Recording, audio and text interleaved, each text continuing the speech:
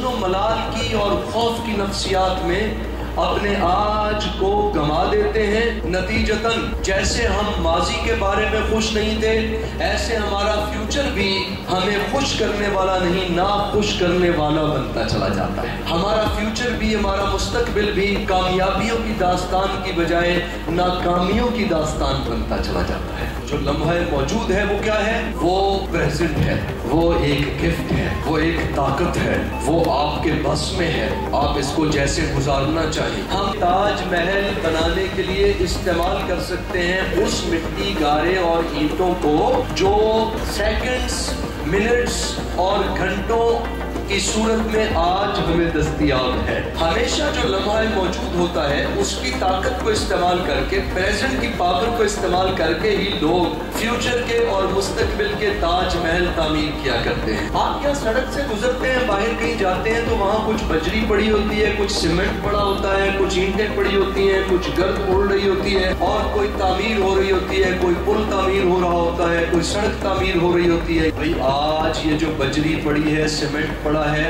ये गर्द उड़ रही है, ये मिट्टी पड़ी है, ये ईंटें पड़ी हैं, ये सरिया पड़ा है। अगर तो इन सब चीजों को लम्हा मौजूद में, प्रेजेंट टाइम के अंदर हमने अपने हाथ लहू लहान कराए, हमने अपने हाथ शल कराए, हमने इस पे काम किया, तो फिर तो चंद दिनों के बाद एक बाकमाल ब्रिज बना हुआ होता है। आने वाले जमाने में एक शानदार सड़क होती है, एक शाहराह होती है, जिसको देख के लोग बनाने वाले की तारीफ कर रहे होते हैं और जिसकी वजह से लोगों को सफर करने में आसानी मिल रही होती है और जिंदगी की रौनक बढ़ रही होती है, कामयाबियां फैल रही होती हैं, खुशहाली आम हो रही होती है। अगर आज हम काम कर रहे हैं तो हमारी जिंदगी में अगर बज़ाहिर मिट्टी नजर आती है, कोई ब्रिज बना हुआ नजर नहीं आता, कोई सड़क बनी हुई नजर नहीं आती, कामयाबी की शाहराह दिखाई नहीं देती, बज़ाहिर हमें नजर आता है कि टूट फूट है, बज़ाहिर हमें नजर आता है कि मिट्टी और बजरी और खंडर है, हम लम्हा मौजूद की ताकत को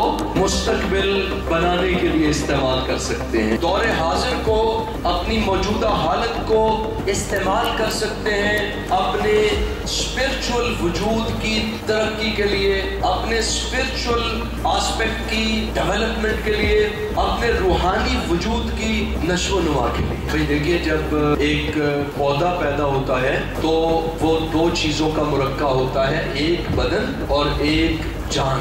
जान का मतलब है प्लांट लाइफ, जान का मतलब है plant energy which keeps the plant alive, उसकी हयातियाती कुव्वत, उसकी बायोलॉजिकल पावर, बायोलॉजिकल स्ट्रीम जान, जो अगर आप पौधे को काट दें तो फिर उसकी बायोलॉजिकल लाइन कट जाती है और उसका हयात का प्रोसेस रुक जाता है। तो पौधा दो चीजों का मुरक्का है। जब एक कोम्बल फूटी एक पौधा होगा तो ये दो चीजों का मुरक्का है, एक उसका बॉडी है, एक उस बॉडी की नशोनुमा होनी है और एक उसके अंदर जान है। इसी तरह जब एक इंसान पैदा होता है तो वो तीन चीजों का मुरक्का होता है। एक तो वही वाला बॉडी और जिस्म जो पौधे में भी है, उसकी बस शाखें हैं, उसके शगुफे हैं, उसकी कोंपलें हैं, उसके फल फूल हैं, उसकी जड़ें हैं, उसका तना है। तो इंसान के भी बाजू हैं या आंखें हैं या हाथ हैं या पैर हैं या दिल है,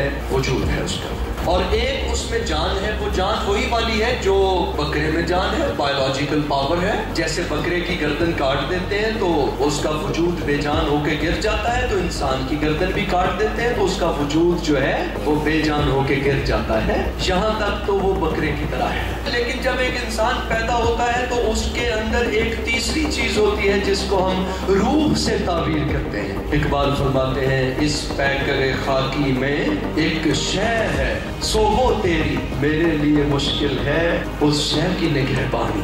तो एक पौधे की डेवलपमेंट के लिए आप उसके वजूद का ख्याल रखते हैं, उसकी ग्रोथ का ख्याल रखते हैं, वो ज़ाहरी वजूद है या उसके अंदर बायोलॉजिकल पावर है जो आप मुख्तलिफ न्यूट्रिएंट्स के जरिए से उसको बाहम पहुंचाते हैं। इसी तरह जानवरों को डेवलप करते हैं। लेकिन जब एक इंसान पैदा होता है तो अगर हम इस हकीकत से आगाह हैं कि ये एक पौधे से मुख्तलिफ है या ये एक जानवर से मुख्तलिफ है, तो फिर हमें उसके एक इंतहाई अहम पहलू पे ख्याल और गौर करना पड़ता है, और वो उसका रूहानी पहलू है, वो उसका स्पिरिचुअल एस्पेक्ट है, वो उसका रूहानी वजूद है। हमने एक एक शानदार मुस्तकबिल बनाने के लिए अपने हाल को किस अंदाज में इस्तेमाल करना है और लम्हा मौजूद की ताकत को, पावर ऑफ टुडे को कैसे यूटिलाइज करना है कि फ्यूचर शानदार हो, फ्यूचर ब्राइट हो, मुस्तकबिल रोशन हो और कल का एक शानदार इंसान जो है वो डेवलप हो रहा हो, वो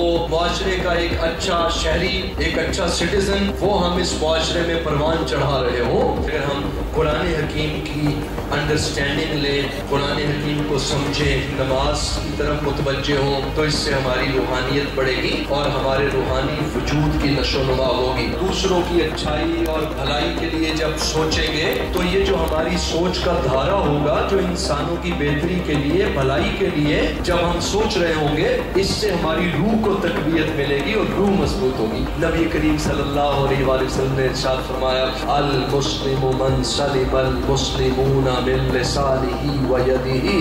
मुसलमान तो है ही वो जिसकी जुबान से और उसके हाथ से किसी को तकलीफ ना पहुंचे। तो क्या शानदार बात बयान फरमाई।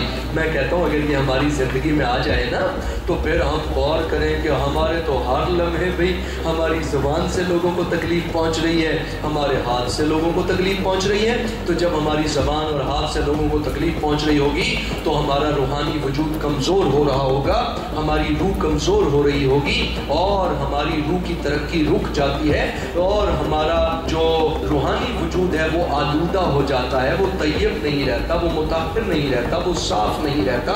और जो अल्लाह ने फरमाया है, इन्नल्लाह युहिब्बुल मुततहहिरीन, कि अल्लाह पाकीज़गी इख्तियार करने वालों से मोहब्बत करता है, तो फिर हमारी रूह की पाकीज़गी कम हो जाती है। क्योंकि हमारे हाथ और जुबान से जब तकलीफ आम होती है तो रूह की पाकीज़गी और रूह की लताफत कम होती चली जाती है और रूह की कसाफत बढ़ती जाती है और रूह भारी होती चली जाती है और ज़मीर पे बोझ पड़ता चला जाता है, दिल मैला होता चला जाता है और रूह आलूदा होती चली जाती है। गोया हम रूहानी तौर पे यूँ कह लीजिए कमज़ोर होते चले जाते हैं।